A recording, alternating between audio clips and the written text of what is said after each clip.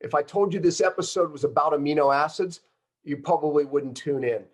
It's about amino acids, but you better tune in because this is about why you may not be healing. This is about the foundation that crumbles, and most people don't realize that they are amino acid deficient. Even the greatest athletes in the world, wait till you hear these stories. They're true, and they've taught us all a lot of lessons. There's something that the greatest athletes in the world have in common, and also the sickest people have in common. You're gonna have to stay tuned to hear what that is. But there's an answer. And it's, again, it's not what you think, because dosing matters. What you take matters. You're going to hear that, all of that on this show. It's beyond amino acids. Trust me. Stay tuned.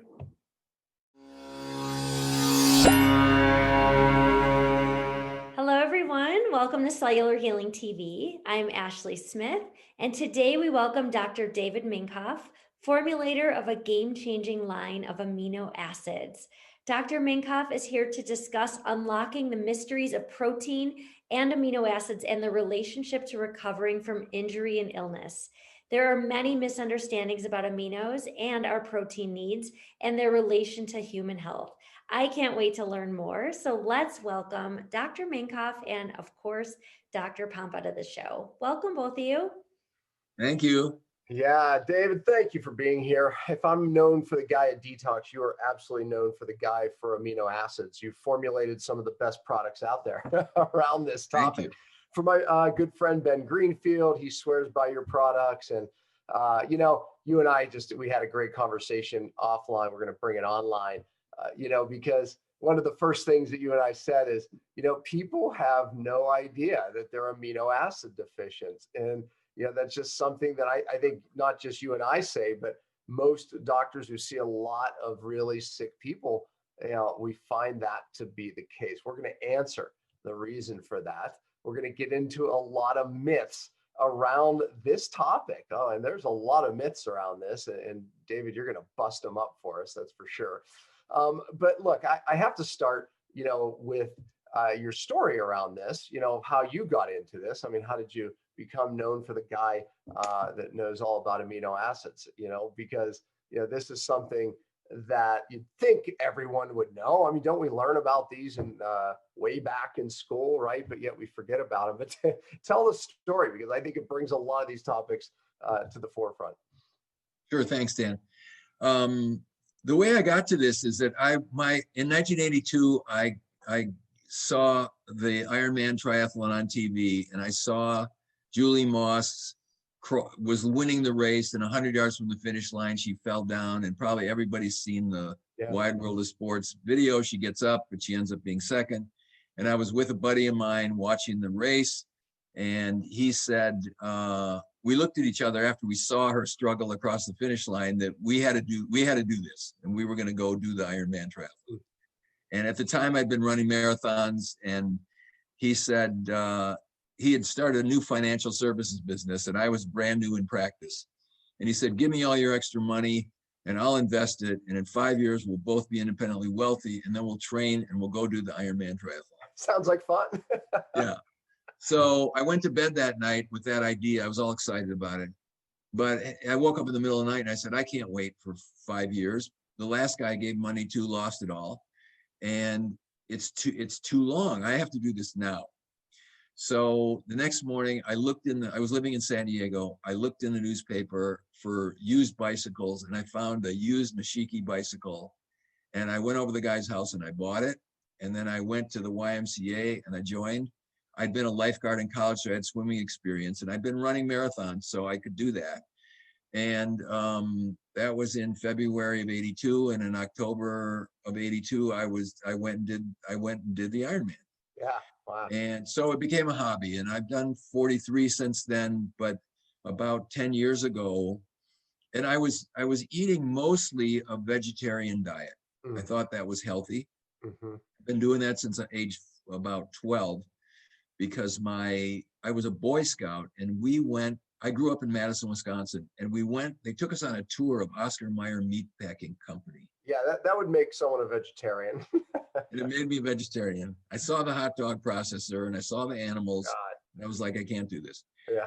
So anyway, I got injured. I strained very badly my hamstring, and I tried everything I could to get it healed. I massaged it and chiropractored it and heated it and injected it, and it just wouldn't be stable. And I would go out to run, and if I would try to push it, I could feel that if I went any harder, I was going to tear it. And this went on for about a year. Mm. And a friend of mine who had been over in Europe came back with some capsules, and he said, "Why don't you try these capsules and see if it'll help you?" Yeah. And I tried the capsules, and within 6 weeks, my hamstring was healed. And I went a couple months later, I did Ironman Canada. I had my best event ever. And I had a lot of physiologic changes, like my maximum heart rate went up 14 points on a maximum heart rate test, a lot. Yeah, and by the way, my cycling background, so these stories, I get a lot of this. Right. So the other thing is I had an increase in body weight with no change in body outside dimensions. Mm-hmm. And I started looking into it, and what I found is that if you're protein malnourished, the size of your liver and the density of your bones and are going to be lower. Mm-hmm. And so I got stronger, and my organs health improved. Yeah. So I then started using it in the clinic, experimenting with people. And I found that people got benefit from it. And I started measuring serum essential amino acid levels in all my patients. And virtually all of them were low, not only the sick patients, but a lot of the athletes that I was taking care of. Yeah. And I wrote an article in Triathlete magazine on my experience. And we got about 1,000 calls because everybody who reads that magazine wants performance. Right. Like, where do we get this stuff?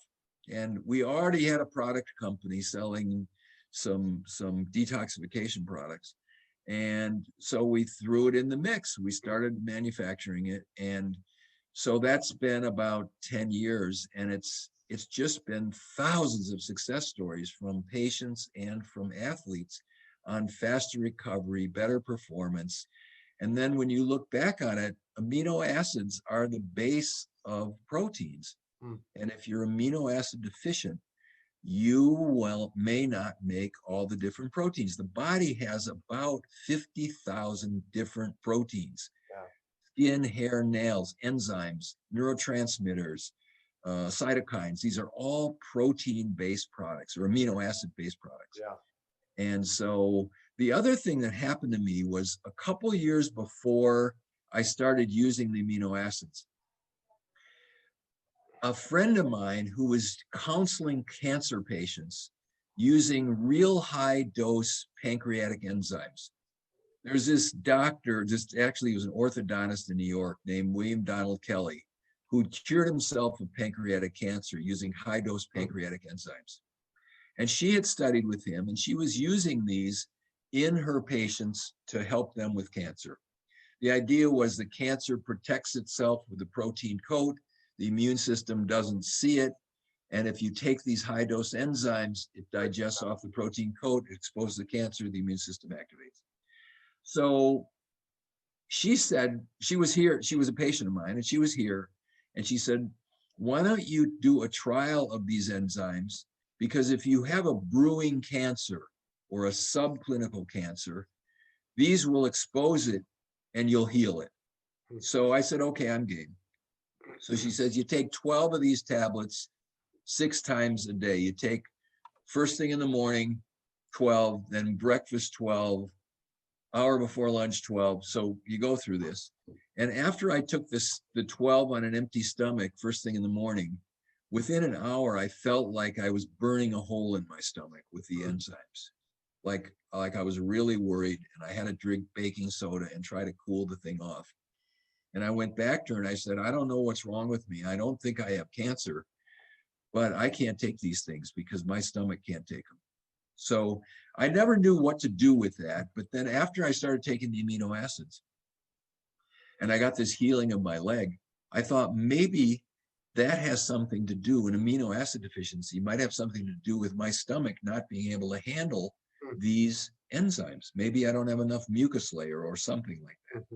So I did a new trial, and I took 12 of these enzymes, got no effect, took 12 more, got no effect. I did it for 3 days, got no effect. My stomach was fine.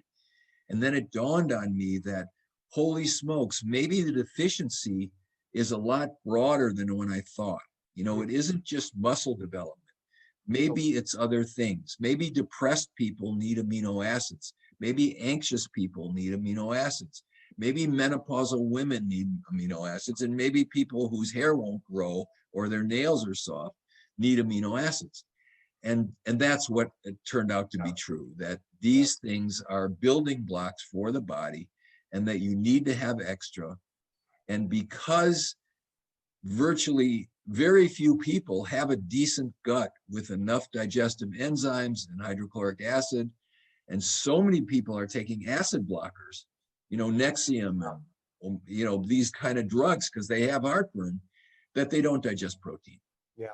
And that this would help them. No, people were saying, well, I eat a lot of protein, so I'm fine, right? Aren't amino acids from protein? Yes, if you break it down. And there's some other misconceptions about protein that we'll get to. You know, my cycling background, you told a little bit of a story about George Hincapie, who, you know, if people don't know this, he was Lance Armstrong's like right-hand lieutenant, taking him into the mountains in the Tour de France. But, you know, he's somebody that is an athlete, yes, but he also got physically sick. And they said, hey, could you figure this out? Tell that story a little bit, because that really tells both stories. So it was early in the year that year, and he got ill, and it turned out that he had a parasite, and it had debilitated him. And we figured out that the parasite was the problem, why he couldn't digest and absorb food and diarrhea. And so we did an herbal parasite remedy, and he got better from that. But he was still quite debilitated. He'd lost a lot of weight. He'd lost muscle mass. And it was March or April, and he had a tour to be ready for by July. And what season was that? It's I don't know which year. Probably because, you know, I watched them all. That's why, you know, and I remember a season where he just crushed it in the mountains, and you know, they were just astounded that he was staying there as much. You know, his job was kind of to bring Lance early into the mountain, in the early part of the mountain. And there he was at the peaks where someone his size and stature should never have been. And he was, I think it was that year. But go ahead, finish the story. Because he won a mountain stage that year. That's right. So that is the year. Yeah, I mean, he had the year of his life. I remember the year clearly. I didn't know this part of the story, though. So everyone was so surprised that he'd been able to recover and then get probably the best fitness he ever had, and he was taking Perfect Amino. So the next year, the 3 top riders were given the product. And what Jeff Spencer told me, because he was there. Jeff Spencer, he's coached Lance for some years. Every year he won, he was there. Yeah. Oh, yeah. Every year. So did Lance get on it as well? Well, I'm not allowed to talk about any of this. But anyway, the 3 top riders took the product. And no matter what they did during the tour, by the end, they were all broken down. You know, it didn't matter. They have a chef and they got IVs after the thing. And, you know, I didn't know about the hormones that they're, you know, the medication, the doping that they were doing, but they were all broken down. And what Jeff told me was that this was the first time during the tour that at the end they were fitter than they were at the beginning. And the 3 guys that were taking it just couldn't believe that they were able to recover with all the trauma and when they added the amino acids to it. So this is something that's that I've seen over and over again, that people get better performance, better recovery, faster recovery. And there's really thousands of success stories from people who, like, I took this and my chronic plantar fasciitis got better, or my whatever it is healed, because the body was actually able to heal. I just had a client. I put him on amino acids for one reason, and this was a recent client, and she says, "Oh my gosh, my energy.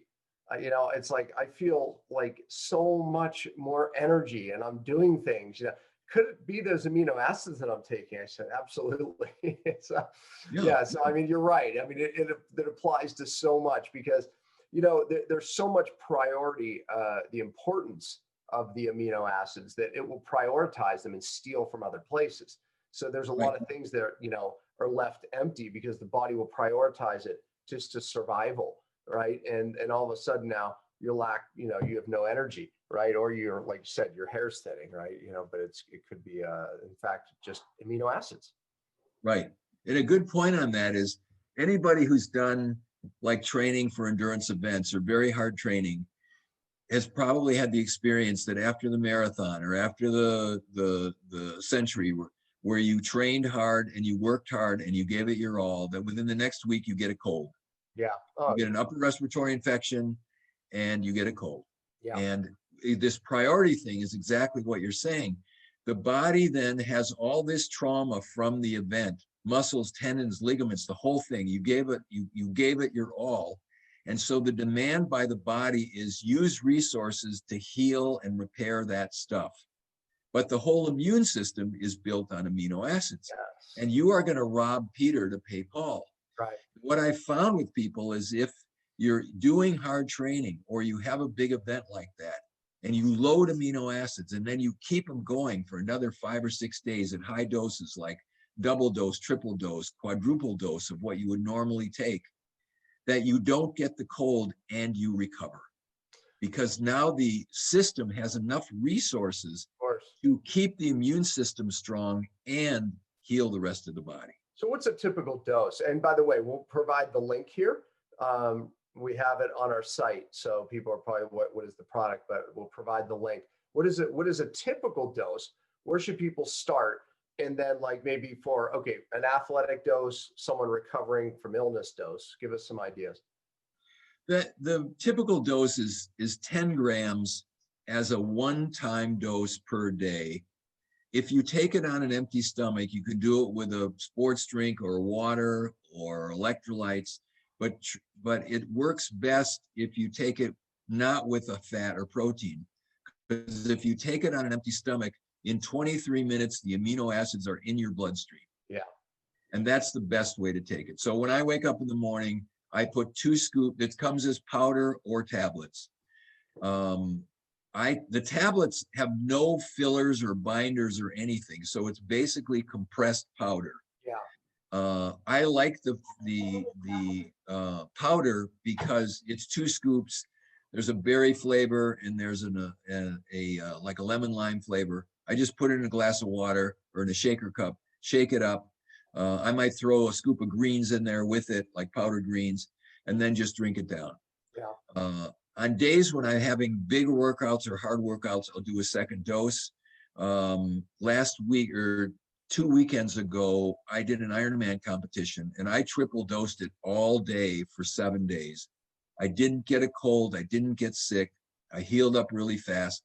And so people have to sort of figure out how much that works for them. But if you're above 115 pounds, take 10 tablets. If you're below that, take 7. Okay. As a daily dose. I wouldn't divide it. The package says take 5 tablets as a dose, but really you need more than that. So I would say take 10 tablets. All right. Yeah. No, there you go. That's right from the man himself. So, okay, this is, you had mentioned, vegetarians and vegans as being very vulnerable to this because there's a myth, David, right? We both heard it.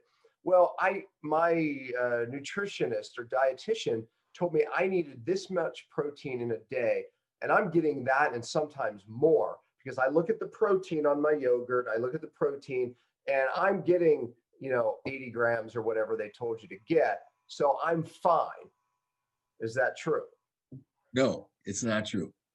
So here's the thing. When you eat, let's say you have, you mix, when I was a vegetarian, there was this book called Diet for a Small Planet.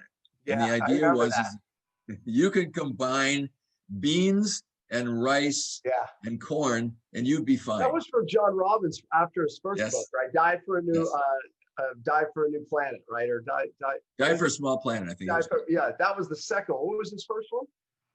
I don't know. But I love that book. Anyway, exactly. Go ahead. Yeah. Anyway. That's right. It was the combinations and you equal this. Go ahead. Yeah. So, you know, if you like Middle Eastern foods, if you eat garbanzo beans and sesame seeds, you blend the proteins and you get what you need. Right. It doesn't really work, but it's probably better than one of them by themselves. Mm-hmm. Anyway, when you eat a protein, assuming that you digest it, you're able to digest it and absorb it, which is a long shot for most people, because most people have bacteria overgrowth in their small intestine and yeast and parasites, and they're on medications or they don't make stomach acid because their body is missing other stuff. But assuming that all that system is working, there is two pathways when amino acids come into the body. One pathway is they get utilized to make body proteins. So proteins can be like growth hormone or insulin. Those are both proteins. Technically, a protein by definition is 30 amino acids in a chain or more. So I think insulin has 89 amino acids in a specific sequence, and the body has to take those amino acids, set up the sequence, and then that's insulin. So the beta cells of your pancreas do that. All the enzyme systems in your body, all the detox pathways, all the neurotransmitters, these are based on amino acids. So if you take it in and that, let's say you eat you have some yogurt and there's some protein in yogurt.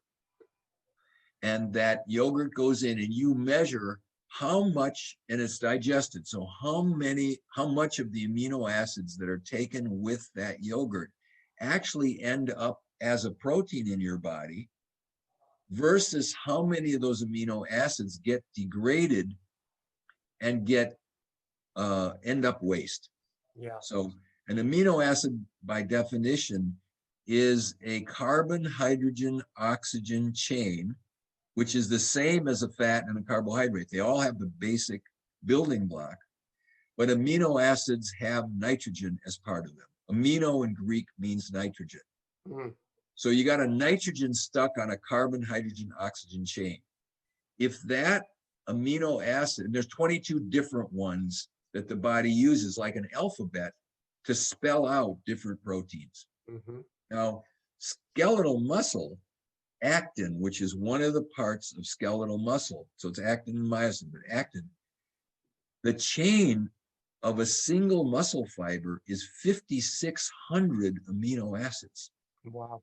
Think of the construction job in that myocyte, in that muscle cell. If those amino acids are coming in and all of them are available that it needs, the 22 different ones that are available, if it runs into one that's supposed to be in slot number 5,421, and that's not, there's a deficiency, it's not there, that muscle fiber doesn't get completed and it doesn't get made. Wow. So if now your workout was for nothing. Again, it's all about how you recover, not what you actually do in the gym. That's right. Yeah. That's right. So either you're doing workouts where you don't recover, or you're sore for 5 days because you can't lift your arms because your body has tried to do the repair, but it couldn't do the repair because it didn't have the resources. And so when you start to look at different proteins, like if you did a trial of, okay, we're going to just eat whey protein as our only protein source for a day, and you can measure how much nitrogen you put in with the whey protein.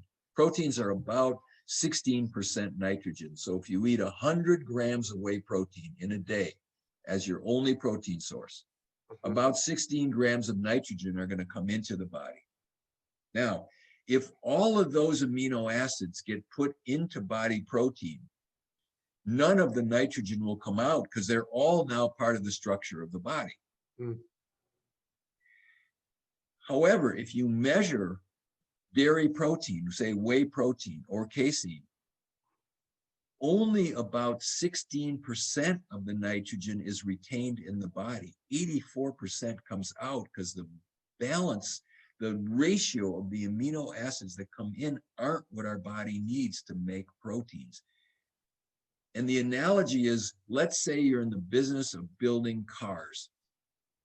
And the basic building block of a car is a chassis, 4 wheels, a motor, and a steering wheel. And I deliver to your factory 100 wheels, 100 steering wheels, 100 chassis, and 100 motors. Mm-hmm. How many cars can you make? Well, you can only make 25 cars because you're short on wheels. Yeah. Right, exactly. Good analogy, yeah. And so all the rest of the 75 extra chassis and the 75 extra steering wheels, your body can't use those. There's no storage depot for proteins. Yeah, they become useless parts. And so like the nitrogen, right? You need, That's why we pee. Yeah, exactly. That's why the liver goes to the liver. It takes the nitrogen, it combines it, makes it into urea, it goes into the kidney, and you pee it out. That's the main way we get rid of it. So if you look at whey protein and you say, what percentage of it is utilized? About 16%. Soy is about 16%. Meat and fish are about 33%. Eggs, whole eggs, you got to eat the yolk and the white, is the best food except for one. So it's about 48%. So if you want the best real protein, is eat eggs. The only thing better is breast milk, but it's hard to get. Yeah, my biochemistry teacher always said, Dr. Shahid, same thing. Breast milk, #1 protein, egg, #2. Yeah, he was totally right. Totally right. Now, here's interesting. Spirulina, which if you go to the health food store, like spirulina, it's this so great, powerful protein. And, whales eat spirulina, and look at how big they get. We tested 24 different spirulina products, and the average nitrogen utilization was 6%. And many of them didn't have all the essential. See, if you don't have all the essential amino acids, you're not going to make protein. That's what's wrong with branched chain amino acids. It's only 3 amino acids. Yeah. It's leucine, isoleucine, and valine. And you can take all the branched chains you want. You are not making one piece of protein out of it because you need all 8 essential ones in order to make a protein. Yeah. So so you need all the amino acids, and then you need the nitrogen. Yeah. So the amino acids come in with the nitrogen, and Perfect Amino is an exact ratio of the 8 essential amino acids, so that if you measure how much of it gets utilized in your body, it's 99%. Right. Yeah. My point being is, if you're just eating protein, you need a certain amount of nitrogen, otherwise you end up with spare parts, to the car analogy again, right? So, and then you need all of the amino acids as well. You can't just take some of them. So back to the original question, when the vegan says, well, I'm getting all this protein, it's like, well, first of all, you just made the point that every one of those foods have different quality of protein. A lot of the vegetable proteins that people take, the soy, the pea, they're horrible, right? I mean, horrible nitrogen balance, and the protein is very unusable. So, right. Yeah. So you can't just look at the macronutrient protein and think you're getting enough protein. It's not so simple. Right. And this is not known. This is not known in dietary science at all. I spoke at the annual meeting of the American College of Nutrition, and I gave a talk basically explaining this concept to 300 PhD dietitians and nutritional scientists. And not one of them had ever heard this. When I finished the talk, there was dead silence in the room, and there was a question and answer period, and it actually spilled over 45 minutes into the next guy's talk, because they were like, why doesn't anybody know this? Why didn't we learn this? This is like crazy. Because if you go to the dietitian and you're a diabetic and they say, oh, you need, their formula is 0.8 grams of protein per kilogram of body weight, they will have you say, well, you get 4 grams from a couple pieces of toast, and you'll have a yogurt and you'll get 13 grams there, and you need a total of 55, and we'll make it up and you'll be fine. And it isn't true at all. Yeah. The values of the proteins are really different, and it does make a difference what you eat. Yeah. And if you supplement with amino acids, you can make sure that you've got a buffer, you've got extra, so that if your body needs to heal, or you're in a program where you're trying to build lean body mass, you actually can. Yeah. Yeah, which I think, again, this applies to the sick person as well. I mean, it really is it becomes the same person for a different reason, right? But whether it's the athlete tearing themselves down, or it's someone that, is in a sickness, a disease process, tearing themselves down, both need to rebuild and recover. Both don't have the building blocks to do it. So, they're really, different ways of getting there, but ended up at the same place, deficient in the most basic thing, amino acids. Exactly. And with your cellular healing, the detox enzymes in the liver are enzymes made out of protein. They're made out of amino acids. And so what we found is that if we're doing a detox program on people, that if we gave them amino acids, essential amino acids like Perfect Amino at the same time, they detoxed about 30% faster, quicker than if we didn't give them the extra amino acids, because they were then able to ramp up their liver enzymes, their phase 1, phase 2, in order so that they could detox, and the whole system just worked better. Yeah, I mean, it makes total sense, obviously. There's some other categories that put people at like great risk, even certain disease processes. You mentioned a few medications as well. Yeah, I think one of the big ones is people who go on very calorie restricted diets. For about every 4 pounds that they lose a pound of protein, they lose a pound of protein. Yeah. And that Perfect Amino basically has no calories. 10 grams, like the daily serving, has only 4 calories. So what we found is if we're getting people, we're not doing it now, but we ran a bunch of people doing HCG diets some years ago. Oh, yeah. Where they get this hormone and they eat 500 calories a day. And we found if we gave them Perfect Amino during this period, they didn't lose lean body mass. Yeah. And so I think if people are doing processes where they're trying to lose weight, that you want to make sure that you're getting amino acids so that you don't lose your lean body mass, because you will. So one of the things that I do is when I fast people, because we don't want to turn off autophagy, right? So amino acids will do that. That's, not a bad thing always, but when we're fasting, but then when we feast, adding amino acids in, because obviously you want to stop autophagy and you want mTOR, which is a anabolic pathway where your body's building. So my whole principle of feast famine is based just on that. And amino acids are one of the most basic ways to drive that anabolic pathway. And again, it's a healing pathway. In the anti-aging community, mTOR gets a bad rap, but I'm not, I argue against it because we need it. It's a very important healing process. Now, again, staying in that all the time isn't good. We need times of feast and famine. But amino acids, because some people say, well, I can't, I talk about feasting with higher carbs. I don't, I can't do that. Okay, great. I talk about utilizing high protein and oftentimes the amino acids. It's magic for that, by the way. Yeah, exactly. I was just going to say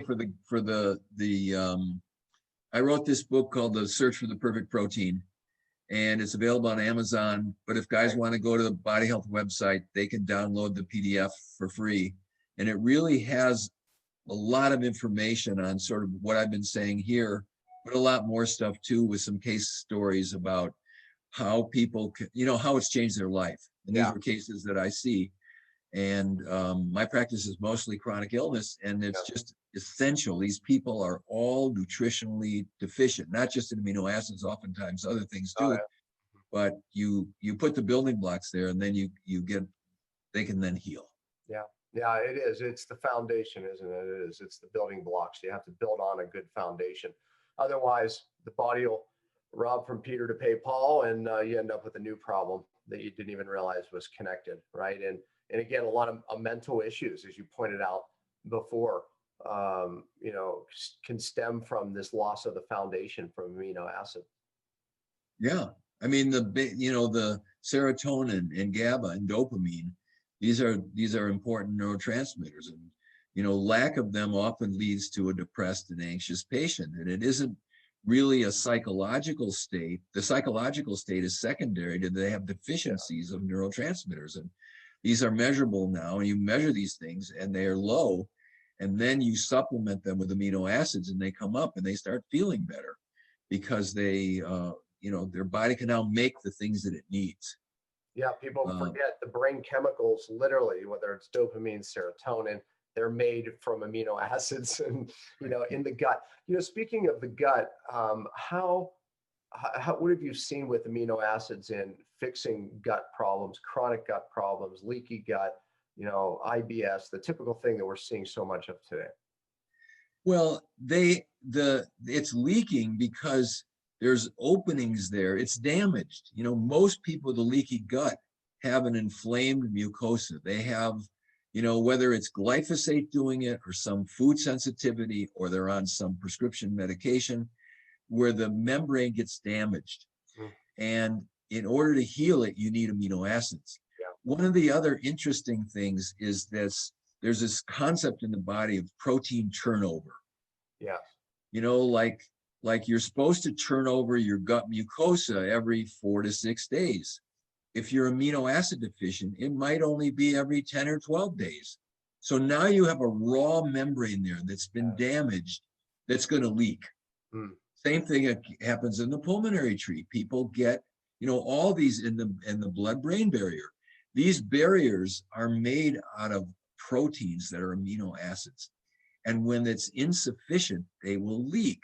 And when they leak, you either have brain fog, or you can't remember anything, or you can't sleep, or you're anxious, or you're depressed.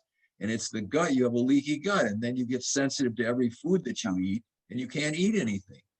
So it sort of works on a whole body basis. One of my years of research is the cell membrane and how to fix it. And there's two critical components. The fats, of course, it's made of a lipid bilayer. But people forget about the proteins, those integral membrane proteins that are within the membrane that literally are the function and the life, and bring life and action to the membrane. It's like, and you can't live without them, and they bring oftentimes a lot of the stability and the fluidity to the membrane. And so proteins, amino acids with the fats is a critical. If you can fix the membranes, you can fix your hormones, you can fix your detox pathways, you can fix a lot of things. You can even turn off bad genes. So it even plays into that. Absolutely. It's perfectly said. Yeah. Well, this is a big lesson for people. And I so appreciate you coming on, David. I mean, it seems so basic. My fear is that people go, oh, amino acids, and not watch the show. I'm going to make sure that doesn't happen because this is too important of a topic. It's like I often find that, people just kind of hear you when we talk about the subject. And it's like when I talk about fats too, no, give me the real pill, give me the real magic, amino acids. I've heard about that. That's something bodybuilders take. No, this is something that, so many people are deficient. As we said, there's multiple reasons. So thanks for bringing it to light. Thank you for the product. It's changed a lot of lives, man. It really has. You're welcome. I appreciate being on here, and so love the work that you're doing and the education that you provide people, because you're really changing lives with your message. Yeah, well, same with you, and I so appreciate it. Gosh, it's been a while. I think the last seminar we saw each other at, I guess it was the Lowe's seminar. You hosted the panel, and I was one of the panel members. Yeah, that's right. Exactly. Yeah. Gosh, how long ago was that now? I mean, we've been in this spin 3 or 4 years, I think. Oh gosh. Yeah, probably 3 years ago. Okay. Oh wow. I see things like that. I would have said a year and a half, 2 years ago. Things flying out of my control here. Hey, David, nice seeing you. Glad we could not catch up at a seminar, but at least got to catch up on Cellular Healing TV. Thanks for being on. Thanks, Dan. Well, that's it for this week. We hope you enjoyed today's episode. This episode was brought to you by Cyto Detox. Please check it out at buycytonow.com. We'll be back next week and every Friday at 10 a.m. Eastern. We truly appreciate your support. You can always find us at cellularhealing.tv, and please remember to spread the love by liking, subscribing, giving an iTunes review, and sharing the show with anyone you think may benefit from the information heard here. And as always, thanks for listening.